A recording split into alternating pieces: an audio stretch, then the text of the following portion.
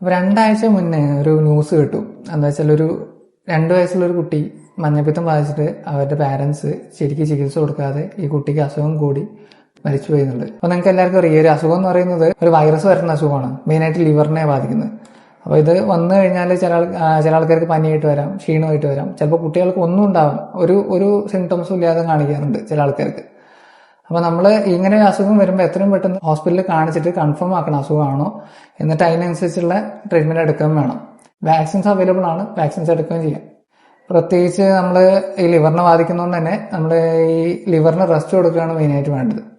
ലിവറിന് rest കൊടുക്കുക എന്ന് പറയുമ്പോൾ പ്രോട്ടീൻ ആയിട്ടുള്ള ഫുഡും ഫാറ്റ് ആയിട്ടുള്ള ഫുഡും മാക്സിമം ഒഴിവാക്കണം. ഇത് നമ്മുടെ ഈ ഫുഡ്, വാട്ടർ അതിലൂടെയാണ് മാക്സിമം ആയിട്ട് പകരുന്നത്. അപ്പൊ ഒന്നാമത് ഈ അസുഖം വന്ന ആൾക്കാർ കഴിച്ച ഫുഡ്, അല്ലെങ്കിൽ അവർ ചിലപ്പോൾ അറിയണ്ടാവില്ല അസുഖമുള്ള കാര്യം. അപ്പൊ അവർ കഴിച്ച ഫുഡ് വേറൊരാൾ കഴിച്ചു കഴിഞ്ഞാൽ അവർക്ക് ഈ അസുഖം കിട്ടാൻ ചാൻസ് ഉണ്ടെങ്കിൽ കോണ്ടാക്ട് മാക്സിമം ഒഴിവാക്കുക എന്നുള്ളതും ഈ ഒരു സ്പ്രെഡ് കുറയ്ക്കാൻ വേണ്ടിയിട്ട് ഇങ്ങനത്തെ ഈ അൺഹൈജീനിക് ആയിട്ടുള്ള ഫുഡ് പ്രാക്ടീസസ് കുറയ്ക്കുക എന്നുള്ളതാണ് മെയിനായിട്ട് ചെയ്യേണ്ടത്.